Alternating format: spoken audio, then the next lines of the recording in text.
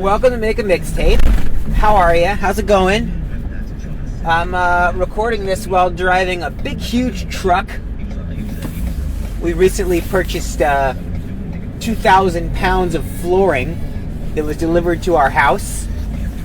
And then when our flooring guy got there, he said, this stuff's really bad, and I wouldn't put it in my house, and you should return it.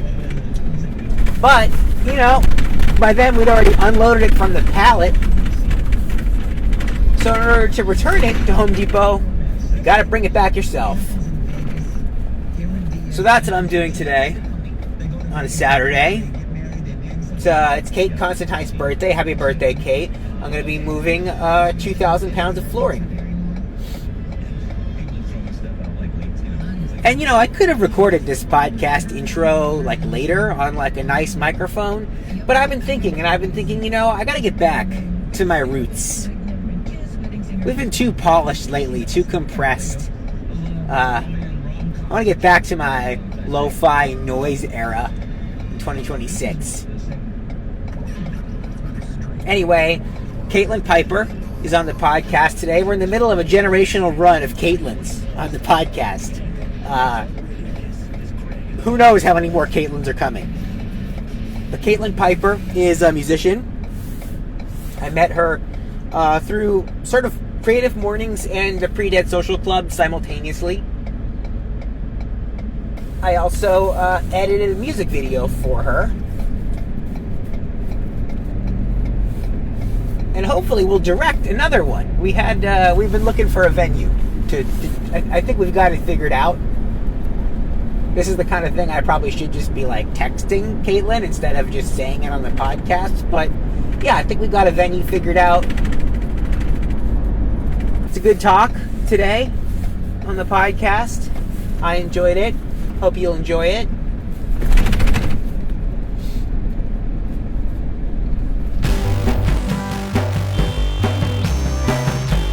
Caitlin Piper, welcome to Make a Mixtape. Thanks for having me. Okay, so one thing that we do when we start here is we sort of we introduce yourself to the people and explain who you are and what you do. Cool. I'm Caitlin Piper. I'm a local singer-songwriter, artist, creative. I'm a teacher. I teach world language. I teach Spanish and French at the elementary school level, and I am a mother of 3 beautiful children. All right, we've got it. We know you a little bit, and we're going to know a lot more about you now by learning about the songs of your life. Yes. And we're going to start with a song you remember that reminds you of your childhood. One of the greats. Yes. Mariah Carey. Song is called Hero. Tell me about it. When I was in first grade, I had a teacher. She's remarried now, so I think her last name is Mrs. Cardinale, but she was Mrs. Laughlin at the time. And she would line us all up.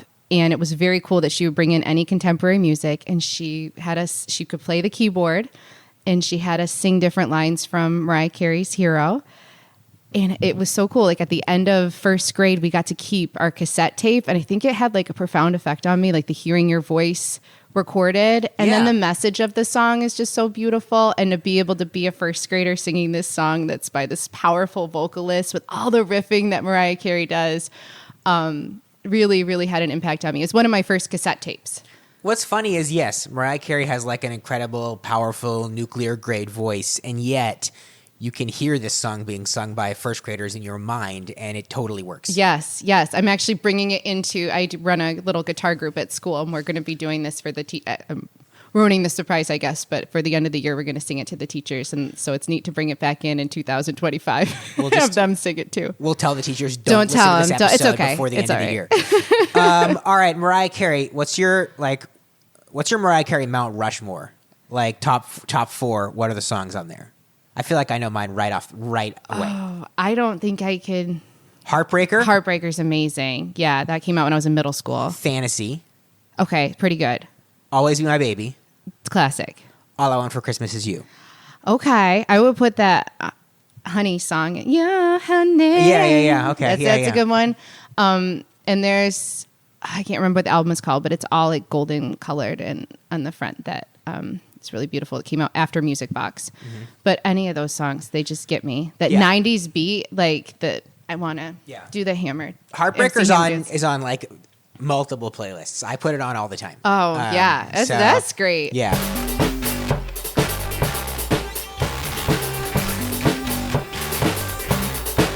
So, all right. So Mariah Carey, moving from Mariah Carey to a song that you consider to be an all-time great, Ella Fitzgerald. The song's called Blue Skies.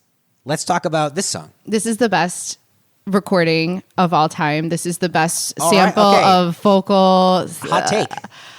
Just amazing. So when I was in high school, I volunteered at a memory center, for elderly patients. And we would go after school and we would run, my high school friend and I would create crafts and we would do activities. And they had an old cassette tape, lots of cassette tapes and an old cassette player. And they had this Ella Fitzgerald tape. And I put it in and I just played it. And I was like, oh my gosh, this is amazing. Because in the middle of the song is the best scat solo of all time. Yeah.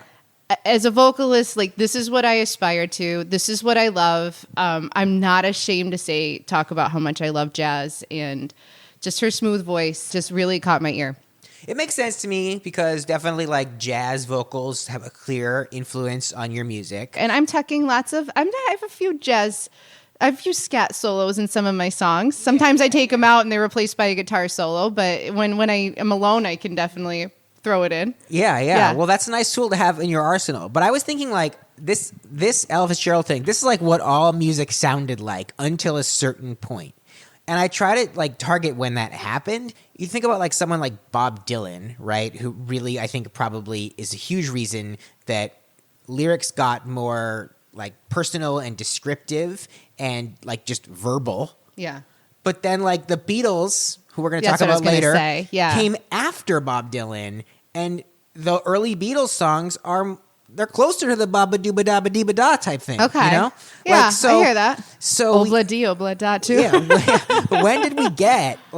When did we completely leave this behind? I know you're saying that we haven't completely left it behind, but I will never leave it behind personally. It's been a while since I've heard. Well, maybe you'll be bringing it back. Yeah. I think getting out of the big band era is really what kind of getting into rock and roll and more instruments, people playing their instruments directly versus having a vocalist and then a huge orchestra behind them. Yes. Probably was a big change. There's room for both. That's what I think. Sometimes they do this thing now where like a modern musician like St. Vincent or somebody will like perform with an orchestra instead. And it's like, this should be more common. This shouldn't be like, especially in the like short form content era, this is a great way to get some quick wins. Let's hire some more orchestras. There's guys out there playing like tubas and bassoons who just like, they need the work. I listen to a lot of, the band Couch is really amazing and I highly recommend them. Let's get into it. The song you're listening to a lot right now is Saturday by the band Couch. It's pretty much anything by Couch. They were in Prescott Park over the summer. Absolutely amazing. This band really speaks to me. They have everything. They have horns and saxophones and it's a bigger band and her vocals are just stunning. Yeah. When I hadn't listened to Couch yet, and when I listened to the song on your list, I was like, oh, this kind of sounds like a Prescott Park type band. And then I was like, oh, hey, they played at Prescott Park. Because I wasn't sure if they were local or what, but... I think they're out of Boston. Yeah, okay. So local-ish. Yeah, interesting. Yeah. Band name, Couch. That...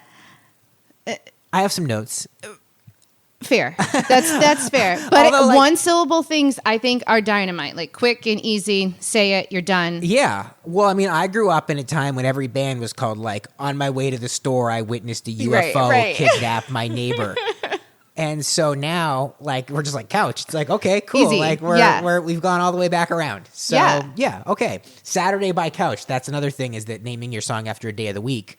Beautiful. You're really gaming the algorithm. It's amazing. Like anytime I need to promote a gig on a Saturday, this is the song that I push. Absolutely. Yeah. It's very smart. Yes. I work with someone whose name is Sunday, and it always makes me laugh when something has to get to Sunday. They're like, well, we'll get that to Sunday by Friday.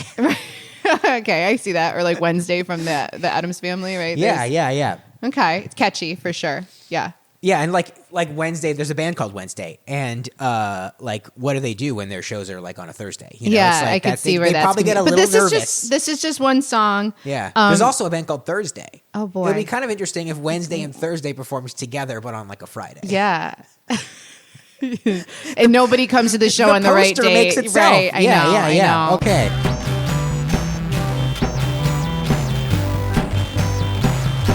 Let's talk about a song that lifts your mood. Let's talk about ABBA. Yeah, I switched my choice around like 5 times with this one. Well, originally we had a Michael Jackson song, I did. which he's in the news, because they're making a movie about him. Okay. My favorite fun fact about this movie is that it's been delayed, and has been delayed because they were not aware that several of the legal settlements that the Michael Jackson estate settled precluded the story from being told. So they put things in the movie that if they had released the movie, they would have been like sued into oblivion. So they had to basically scrap the last part of the movie. And now they're saying, there might be 2 parts. So they're leaving it open. Okay.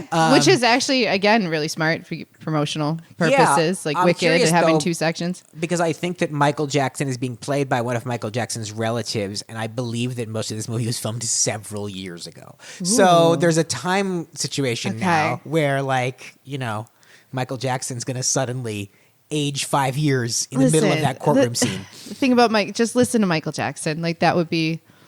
That just keep it auditory. I don't think we need a whole movie or a story. Maybe some dance moves and we'll leave it at that with the songs. The problem is that movie about Queen made so much money that this is never going to end now. Okay. This is never going to end. Every artist, the Mariah Carey story is coming down the line pretty soon. We Belong Together was the song that I forgot about. That's a great one. Oh, yeah. Okay. Yeah. Yeah.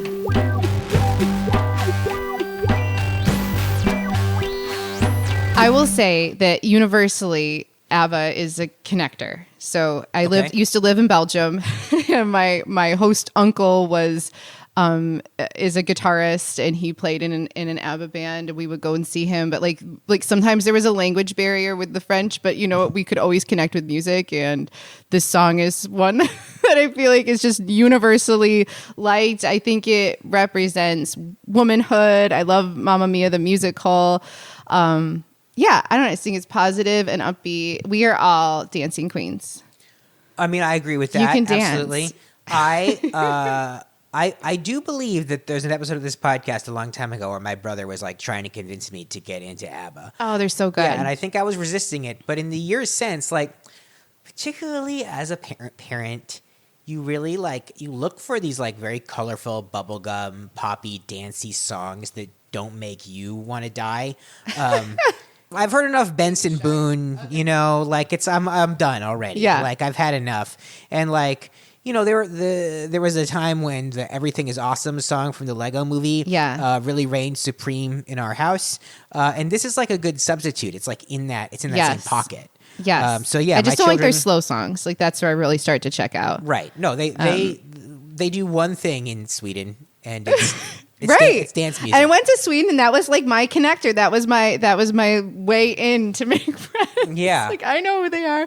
I just say ABBA, however you want to say it. It's a universally liked group. And now they exist forever as holograms. Oh.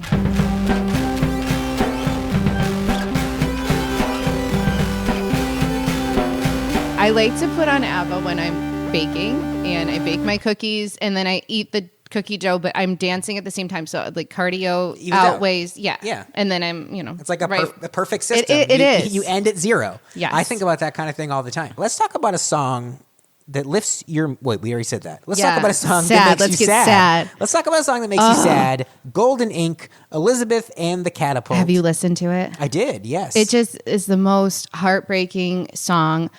I love Elizabeth Seaman. I've worked with her with songwriting lessons during COVID times, and she came to my college when I was there. One of her songs was one of our wedding songs, and then I got to connect with her in real life, I guess, online. But later on in life has been very cool. But the lyrics in her music are profound, and this song just talks about you're running out of it. I don't know.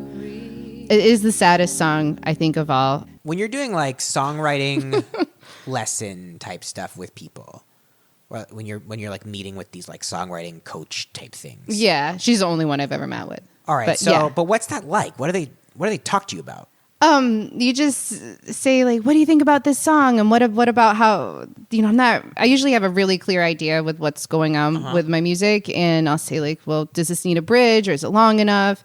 And also I have like always a lot of questions about like the theme about what I'm singing about. And one of her pieces of advice is like, she's like, maybe this song's like a just for you song. Like it's, maybe something that doesn't resonate. I wrote a whole song about COVID and it was all about like all the things we did during COVID. Like we washed our groceries but then there's like a lot of people died. Like it's a tragic time too. So maybe not something, I don't know. It wasn't joking, but she's like, maybe it's just like a just for you type of song. Yeah, so I she's the only one that I've ever like sought out for songwriting help. And it was in the very beginning of me putting myself out there.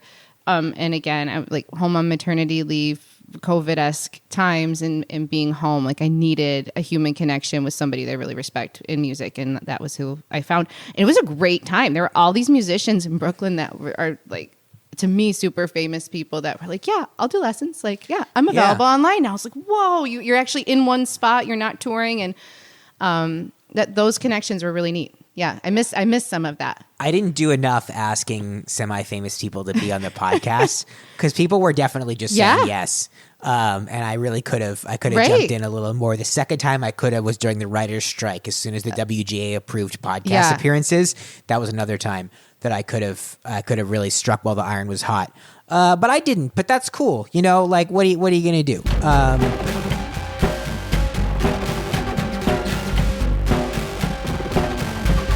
So you were a high school teacher when you were 22. Yes. That is tough because 22, it is a perceptibly young age. Like I probably had teachers that were like 26, 27 when I was in high school and I didn't know. They were like, I was like, they've been teaching for 100 years, just like my teachers who are in their 50s. Yeah. But like if I had a teacher who was 22, I would know. I don't think they knew. I really don't. I was very strict and I have to go around and apologize to a lot of my past students. Like, I'm so sorry. Yeah, former guest of the pod, Kate Constantine, former student of yours. Yes. She was a little bit later in the stricter years. I eased up a little bit, but her brother probably remembers, her older brother remembers, like, I was pretty strict. And I had to be because if I wasn't, it would be it's like chaos. It's prison rules. You got to go in and fight somebody the first day. Yeah, but I would go in so early in the morning. This is how I spent my 20s. I would go in super early in the morning and grade papers and set things up. I had a French club. I became department head. I did my master's and got all this stuff done. And now it's my time to do music stuff and have fun and kind of, I don't know. Yeah. It's interesting, the different directions you go in life. But yeah.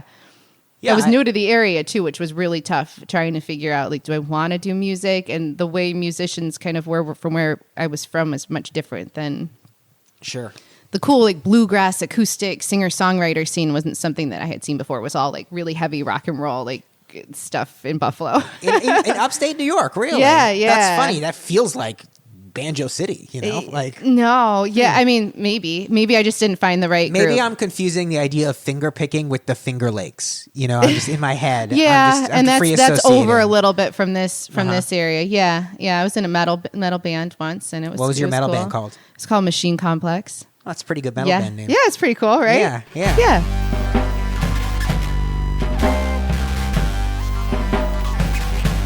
Let's talk about a song that makes you feel productive. Oh my goodness. So this is Defying Gravity from Wicked. Which version? The original Broadway version. Okay, but so please don't tell my daughter. Menzel? Yes, 100%. Mm-hmm. Who is the other person in that? Oh, Kristen Chenoweth? Yeah. Okay. Yeah. All right. See, I'm up on the lore. I've never seen Wicked. It's okay. Yeah. I'm not big on my daughter loves the movie. I'm not so big on the movie, but the musical itself, there's a lot of senses of empowerment and overcoming and obstacles and all of that. But I think Defying Gravity, that part where like in the end where she's like, and nobody in all of us is ever going to bring me down. And it's like that high note that she hits. And I think once I hear that, I'm like, yeah, I could do anything. And so then the productivity comes forth afterwards. And what do we mean by productivity? When you imagine being productive, what is it to you?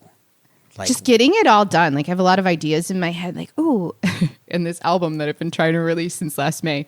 Like maybe I should listen to that song and just get it done. I'm going to do it in 2026. It is going to be done. I've held on to these tracks that feature all of these amazing musicians in the Seacoast. And I think they're all like, what did you do with that music? Like, you just kept it? I'm like, yeah. I mean, they know. I'm just like, they know holding how it is. on to it. They know things go I don't know. slowly. People had different advice about how to release music. And then I got into mastering, mixing and mastering things professionally. I was like, wow, like, why wasn't I doing more of that? And then that costs money and that takes time and sitting down with somebody and really combing through it. But I've met amazing people, and now I've had like really high quality songs. For some, I have to go through all of them. Yeah. So I guess like getting those ideas done, like reaching out to, when it comes to like singer-songwriter stuff, like venues that I want to play, and just writing and connecting, going in person and talking to owners and people doing the booking and just seeing where it goes, taking risks. Yeah. Yeah. Be honest, I still don't know what mastering really is. I mean, my brother and I released a record that we paid to have mastered, and I don't really know what they did. Like, yeah, it's panning and listening. It's somebody. So my understanding of this, and I could be totally wrong, is it's taking somebody with fresh ears, somebody who's not. You can't have somebody that's in the recording, right? Do it. Because then they're just going to make their part a little bit louder, or yeah, sure, of course. like, yeah, I'll do it myself. Yeah. And I play around with a lot of different things, but somebody with fresh ears going through, looking at each part, changing levels, putting effects on everything, I guess is mixing. And then mastering is like, is that the final sound of what you want? And like where the sound lies. It's interesting. There's so many different programs that you can use to do it, but some of it is kind of subjective, though. Do you find that you record something and then somebody else messes with it and you're like, that's not really how I heard it? Yeah, 100%. So then then what do? You go back and you say like, hey, like on the song, the Speechless song that you did the video for, there's one part where there's a little solo in the middle and there's all these like, I think of them as that thing you do, you know, the movie, that thing you do, like those cool, and then that song, those cool like backing vocals. Like I really wanted them to pop, and he had done it more echoey, and so I just said that's what I want, and then he went back in and he fixed it. And then with some people that do mixing and mastering, you sit down with them in person and you take the time and you go through each line.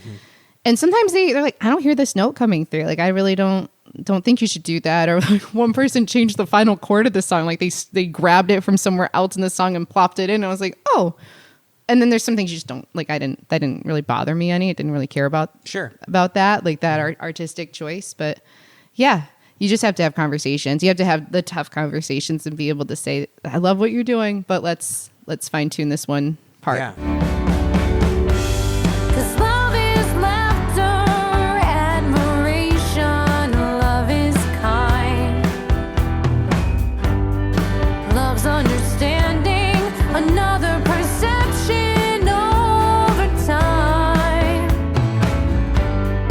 Love is glances, several chances, and giving it your best.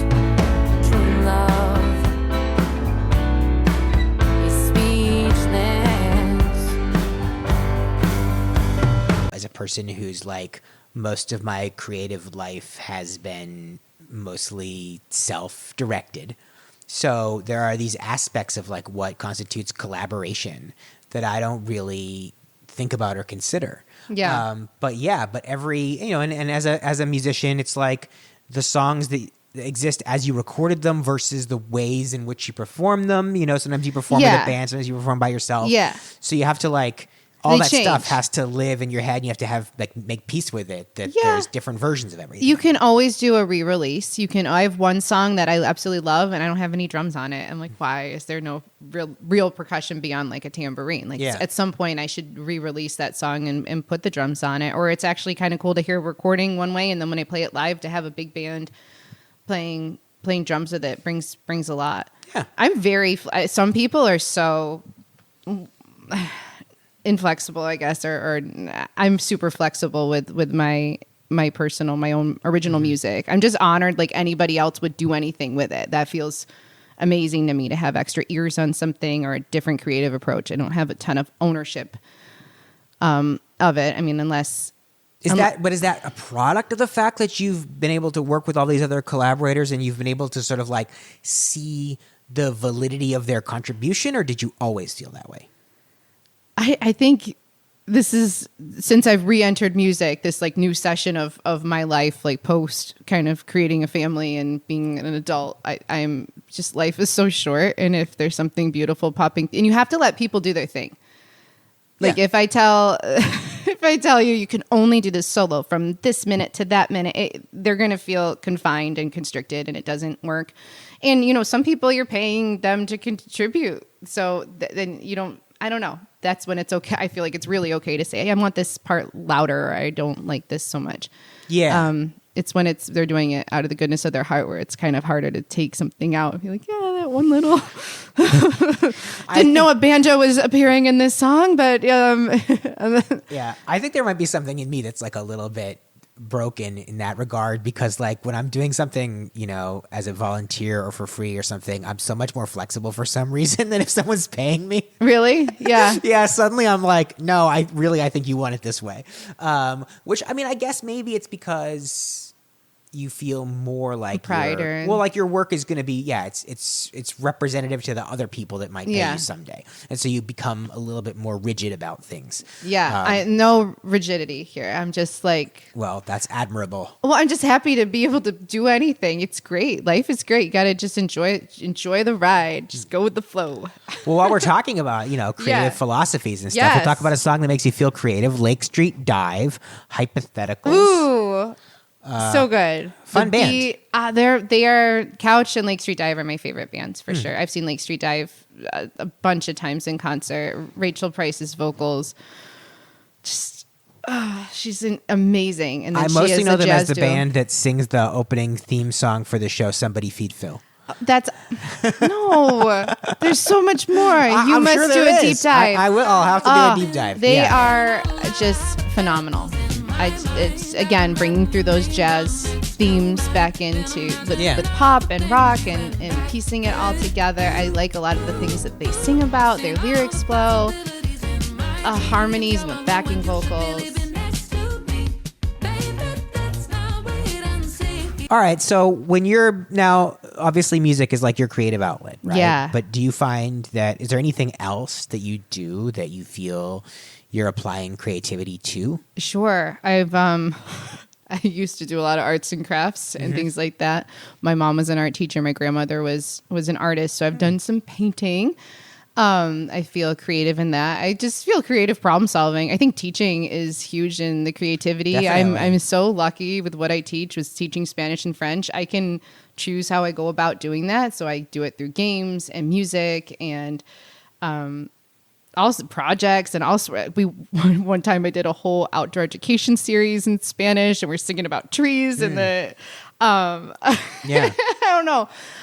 So I think the creativity comes through with that. I think lots of creativity in parenting and the imaginative play that you can do with your kids is a lot of fun. The creativity in teaching is definitely true. The only Spanish I remember comes from the Spanish folk songs that we would learn in Spanish see, class. that's the repetition. The rest of it's totally gone. Although I do find that I learned enough Spanish that I can understand people speaking Spanish often. And that is the kind of thing that throws people off a little bit sometimes, where someone will say something in Spanish and you'll just respond to them in English, and they'll be like, oh, what? You got that? Yeah, I'm like, oh, I guess I did. Like, I didn't really know. See, we all know more than we think. Yeah, I guess I did. Yeah. So, but, I still got Canta No Llores. Remember that one? Well, who can forget that? Classic song. It made me really want to have a nylon string guitar. I wanted to kind of learn that particular style.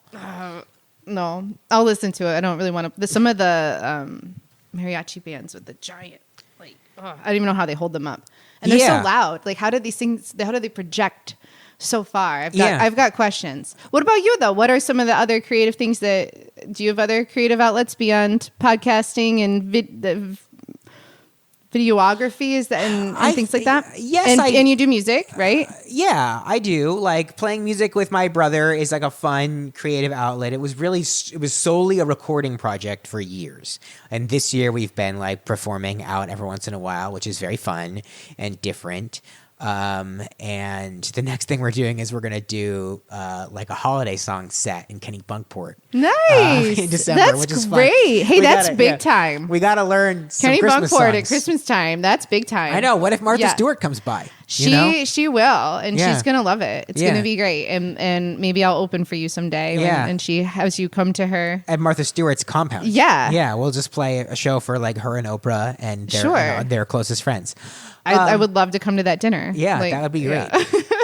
I find that in recent years / months, I've been doing so much video work, during my day job and also as like a side hustle that it's crowded out a lot of other stuff. And that's good and bad because I find that doing things like, I taught myself like animation and I was doing painting and stuff for a while. Those things feed back in. Yeah. And you start to worry too, like I haven't been reading a lot of books this year. Yeah. And it's I feel like that. you eventually do start to notice that absence Yeah. in like your ideas and your vocabulary and your sentence structure and all Yes. these things.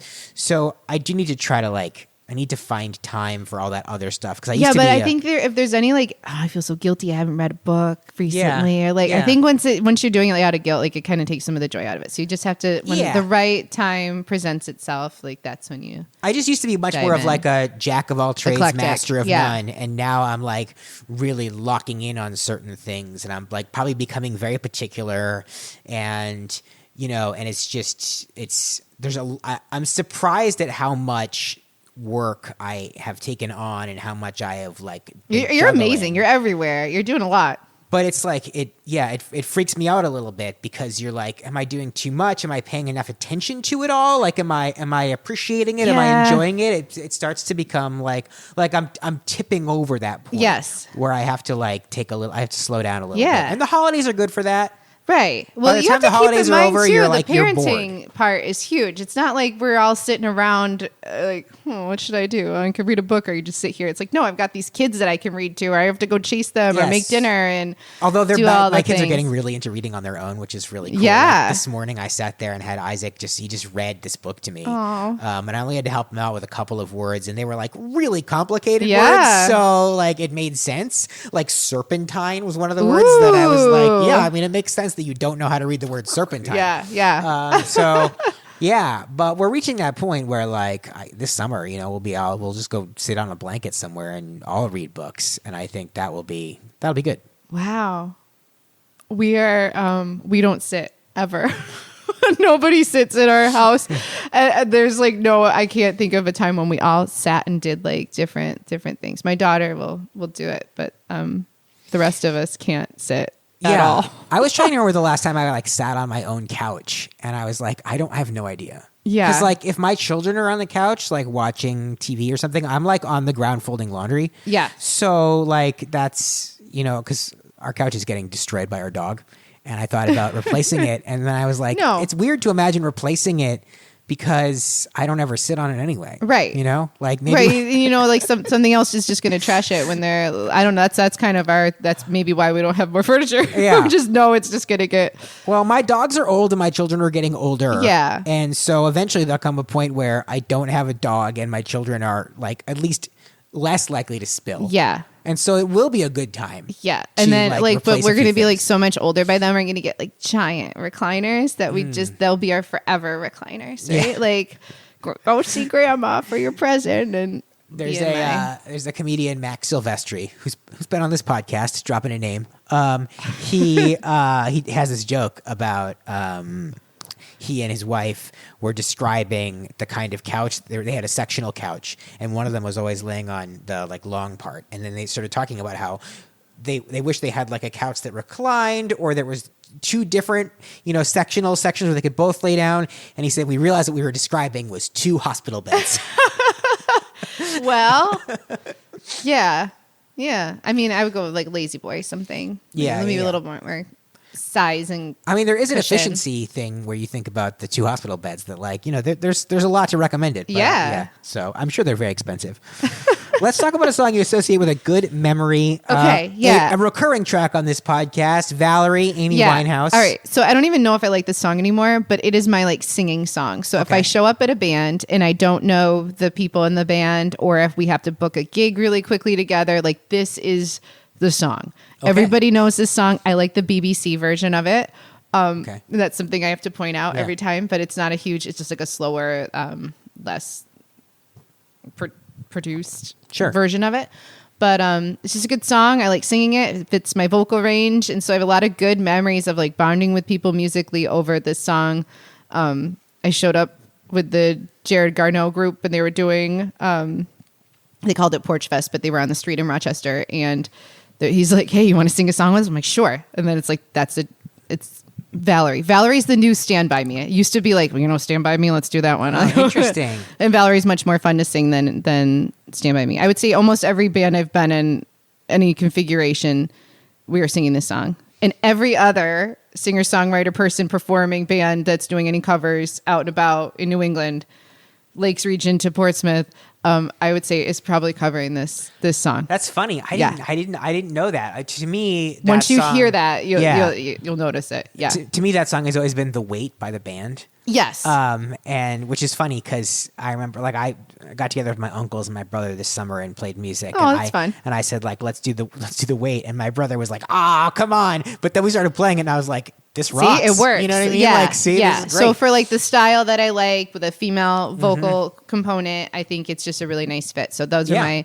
lots of good memories of just when a song goes right and you have that first moment of like, ooh, I think we kind of sound good together. It's usually around this song. I love it's that. manageable. That's a great version of an answer to this question. Yeah. All right, let's talk about a song that tells you associate with a bad memory. Nobody Knows by the Lumineers. Okay, it was, I think, the song of Pete's Dragon, which I'm not like a big fan of that movie. The original is great. Well, this must have come out. This was the remake. Like 2016 and 15. Yeah, they did the live action remake of Pete's Dragon. Yeah, yep. And it's not my favorite story. It's not my thing. But this is a song that I performed at my dad's, I guess we called it a celebration of life. I don't know. It was what we could pull together within the winter break of when we lost him. Mm-hmm. And I performed this song.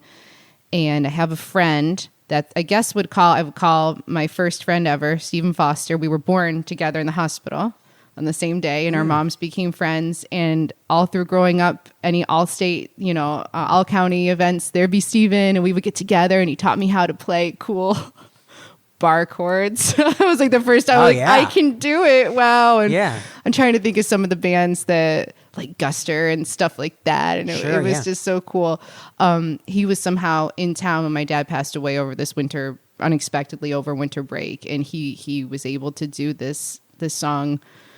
He showed up with his guitar and he performed with me and we got through it. And that was the whole winter break, was losing dad. It was really, really tough. I was pregnant with my daughter, and by the end of the break, we lost him.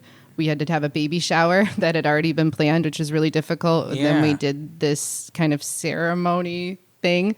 We were singing Bob Dylan in the church. The minister was like, I don't love this. I did a whole video montage of with the song Touch of Grey by the Grateful Dead, which is a 6-minute song. And it was just photos of my dad's life. But so there's some parts that I guess didn't align with the venue that we were at. And then I was just back to work right after that when I came back here and didn't tell anybody for a while that I lost my dad. It was really tough, but it was my own little world in Western New York. But I sang this song, performed this song. And the line that gets me is like, when I looked back, you were gone. Like you always feel, even if I didn't see my dad all the time, but I always felt like his support, and he was there, and he was like the first person you would call with any news. And it's like, you're gone. Like, where'd you go? You're gone. You're not there anymore. And then but then it goes on to say like, it's giving me chills. I hear your voice leading me on. Like you hear that from that pull of like, you can do this. What would my dad say? Like, how do I continue? So that song hits me hard. And I mean, the Lumineers in general, it's just like weepy, sad. A lot of weepy, sad stuff. True. Like an unexpected trajectory from the band who brought us Hey Ho, but they do. They really get a lot of mileage out of like those really solid piano chords, That's kind of their thing now. I love the song Walls too by them right now. I'm listening to that a lot. Only Walls. I think it's the recording style too, the echoey chamber-esque, Yeah. really, really hits hard. Yeah. I think the first time I ever heard a Lumineers song, it was like this video of them performing like in what looked like the attic of a bar or something. Yeah. You know? And a lot of like stomping and echoes and everything. Yeah, And I was and like, then, I totally get it. Suspenders and Yeah. like recording in your kitchen kind Very of thing. Dust Bowl. Yeah. No, and it totally works. And they ultimately they sort of cornered the market on it. You know, They like, did, and now people are making fun of this type of music, like stomp, clap, hey music. Yeah, but like, why? What's wrong with that? I don't know. I think here's why. The music itself is very spare, and that means that there are these very specific signifiers that you can identify, including the stomps and the claps and the hays, but also, like I said, the bong dong, like piano chords and things like that. And, you know, like a certain style of like picking the guitar and a certain kind of vocal style. Everything is bare. Yeah. But again, they're the last guys standing here. Like Mumford and Sons, gone. What happened to those guys? You know, like he's married to Carrie Mulligan. He's doing whatever. It just gets me because people are like, they were wearing flannels. I'm like, people are still wearing flannels, but like, what about the hats? And like, they're still wearing beanies and stuff. Like maybe not the big hats, but I just don't remember it being like an iconic style of time. But maybe I'm still in it. Maybe I'm not moved out of it. So truthfully, it has its origins further back, but it wasn't quite that refined. Like a band like Arcade Fire, you know, was famous for like a lot of stomping and clapping and haying, but like also like a guy would wear a football helmet and he would be like drumming on his own head with a stick or whatever.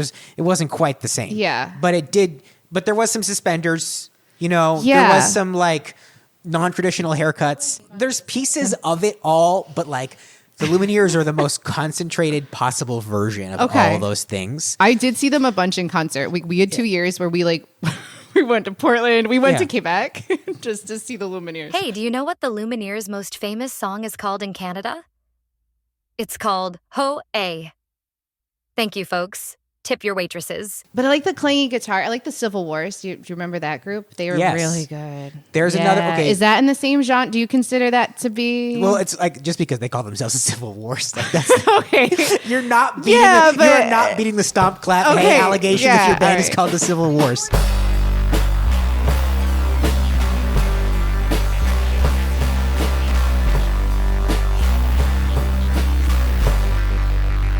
These are good, and there's something about, I think the simplicity of these songs is very attractive. You know, I mean, Ho Hey is just like C and F.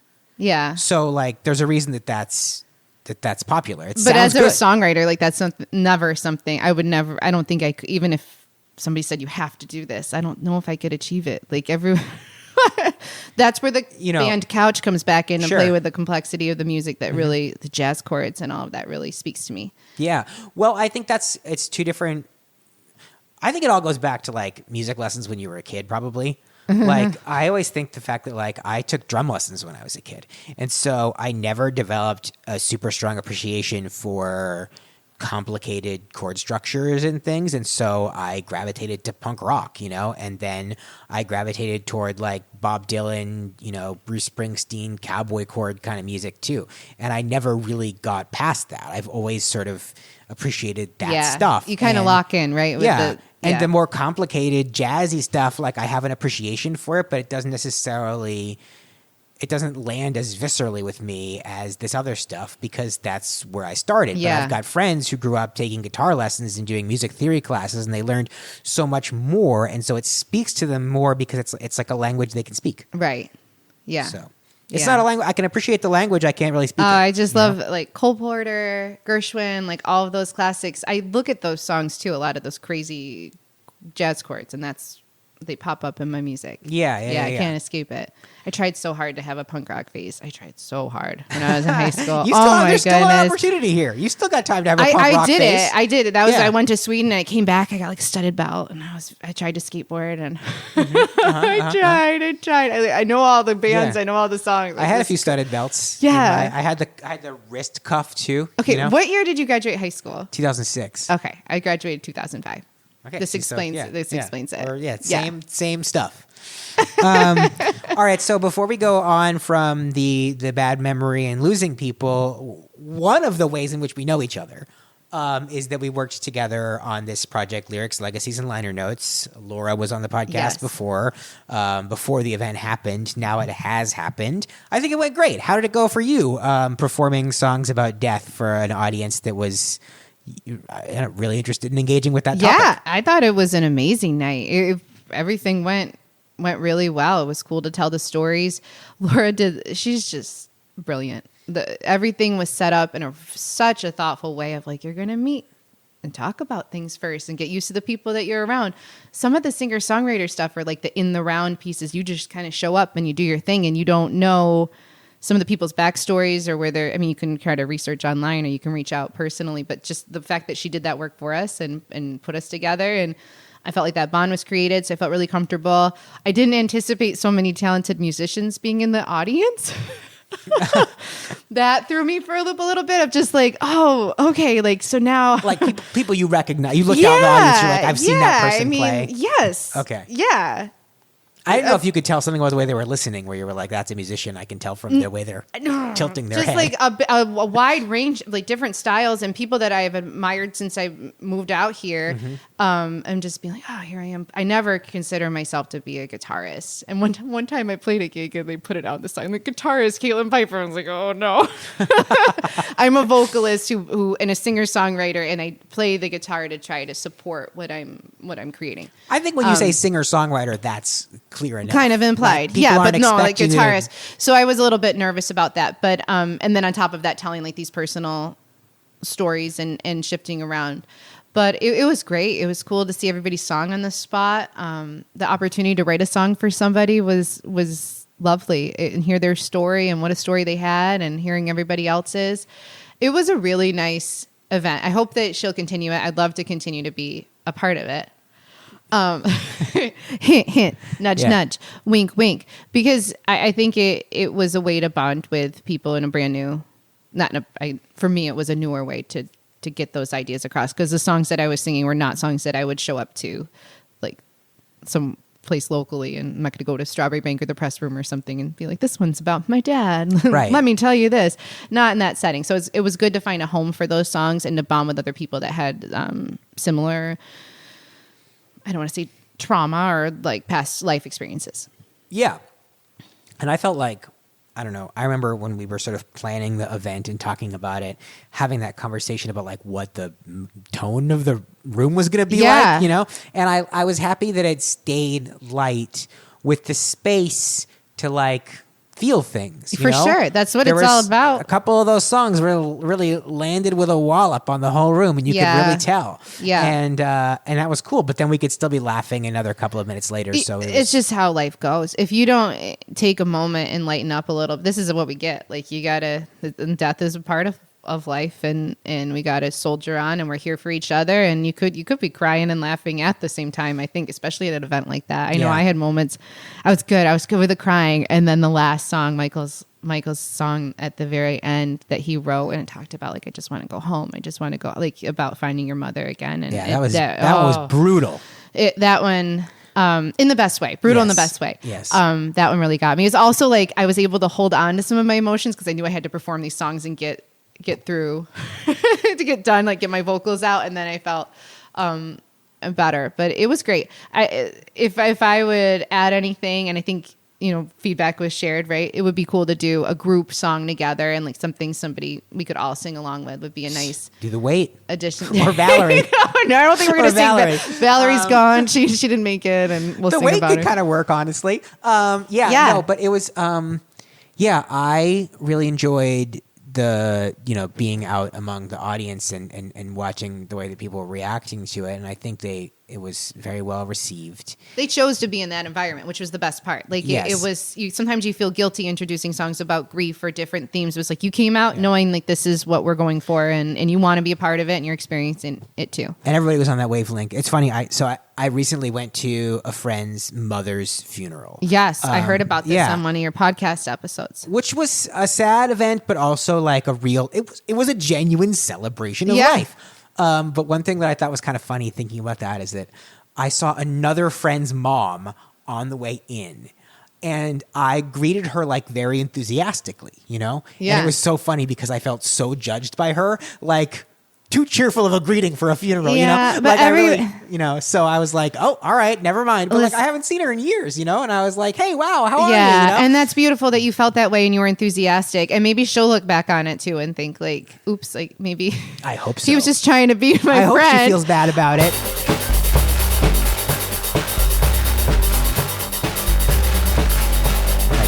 You also write songs that are like funny. I do. And you do get the laughs. I do. You get laughs both while you're speaking between songs, but then also I've seen people laugh like at lyrics in your songs. When you sing something that's sad, if you ever see people in the audience like, you know, like wiping their eyes or anything like that, is there a part of you that's like, yes? Well, it means that here's the thing. When you go out and you perform as a singer-songwriter, when you're first starting out, like, you're like, everyone's going to hear this lyric and it's really going to connect with them or they're going to understand. And then you realize like most people are like, hey, how you doing? Like they're excited to see their friends. They're out socializing. That's why they're going out. So I think to be in a true listening room where anyone hears anything of what you're saying and having a reaction, if they're smiling, if they're even just like thinking, that can be huge. And everybody's expression is different. Some people, it took me a long time to realize. There's one group that I go and perform for, and they look at me, they sit there and they watch, and their faces are very serious. And I'm like, these people hate me. They hate this. And then they come up, they're like, oh my gosh, I love this one line. They were just listening. That's their face, and that's what they do. And and so resting listening. Yeah, face. if you want to cry. There's been times like one of my songs is called His Excavator, and it's about we were doing the construction on the house and like my husband's deep love for being in this excavator and doing all the digging and stuff. So I've performed that out before, and then I realized like nobody's listening to anything because nobody even smiles about it, and like it just keeps saying excavator over and over again. Like not even little kids are like looking at me like thinking it's Blippi or it's something like what's that? That's surprising because when my children hear the word excavator, right, it should be pretty exciting. Yeah.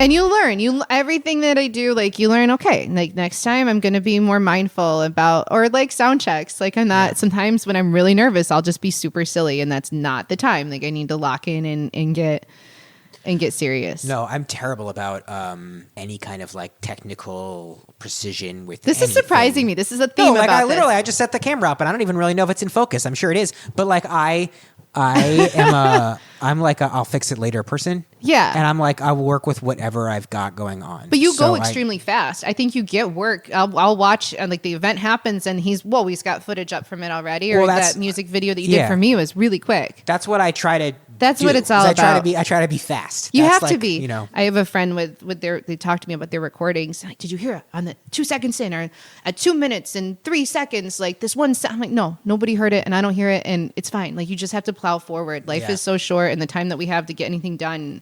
I think the precision work is kind of out.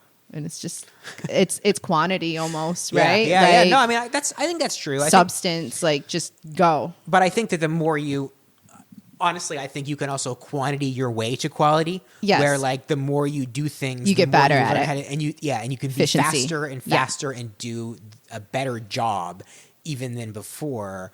Everything I do professionally now with video and everything, it takes me far less time than it used to, and it looks much better. Yeah. So, you know. Well, plus the equipment starts to get better. Editing things change around. That's true. Yeah, that's true. Yeah. All right, let's talk about a song that you associate with a loved one. This is the song "All My Lovin'" by the Beatles. Lovin'. We will not use a real clip from this song because I don't want to get sued. Did I just? I think you're within. I think you're within fair use. Yeah. Okay. Yeah, but let's talk about why it reminds you of a loved one. This song reminds me of my dad. My dad introduced me to the Beatles. There's like a red like Best of the Beatles album CD that we listened to in the car. And my dad wasn't a big singer, but he would like actually sing these songs. I remember him.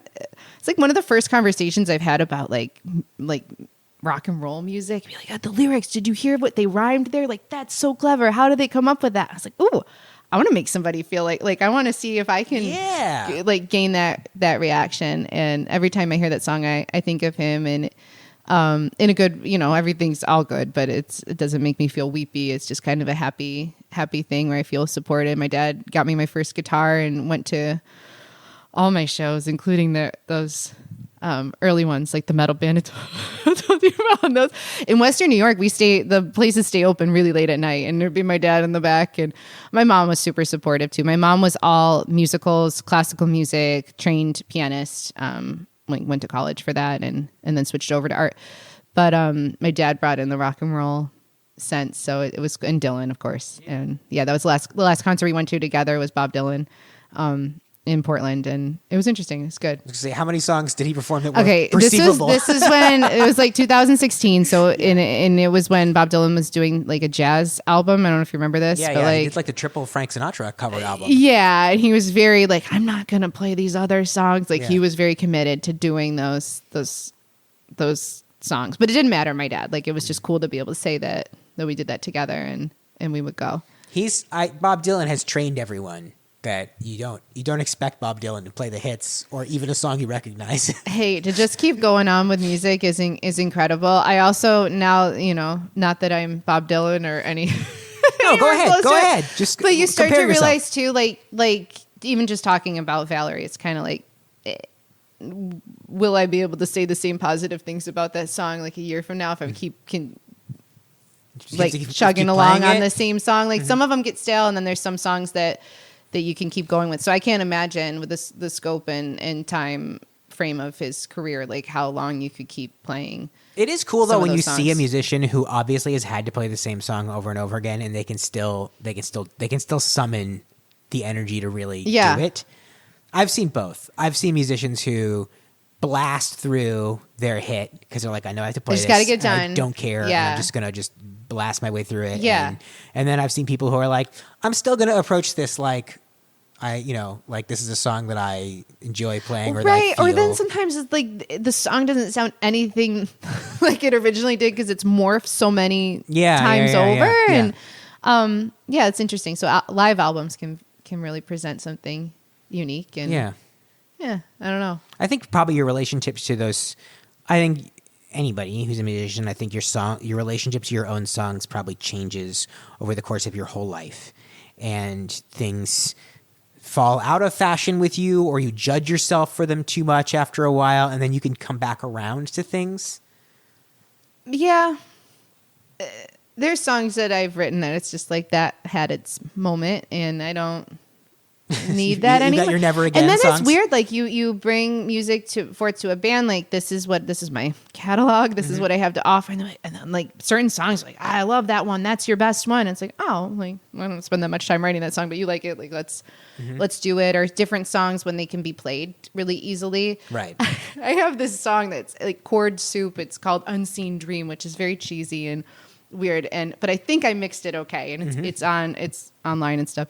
But that's a song I could never ever play with a band because it's just so scattered. Like the chords are insane. So it's not a playable song. It's not that I don't like it. Sometimes it's just the ease of which you can gather together, and like the weight, like, okay, we're just going to play this song. Like, let's do it. There's some that are just like, I don't even want to bother trying to tell them what these are, because I can't name this chord because it's so in outer space. Like, and then you go to like a professional guitarist, like, what is this chord? Like, well, it's a B flat 7 5 5. Yeah. It's like, oh, okay. I like chords that look like strong passwords. Yeah. It's interesting. Music is a joy. I want to keep the happiness coming. If something doesn't feel right, you don't play it, and you move on. Yeah. Music is a joy. Keep the happiness coming. That's a good note to end on. Yeah, that's right. Okay. Thank you.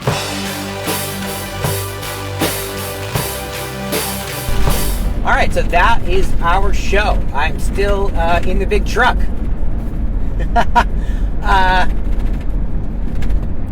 Is this going to be the last episode of Make a Mixtape before the end of the year? There's a decent chance.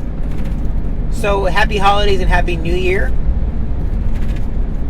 If I don't get another one edited before the end of the month.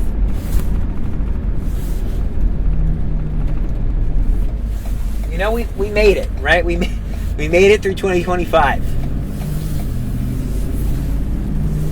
Who knows where we'll go from here? But we'll do it together. Thanks for listening.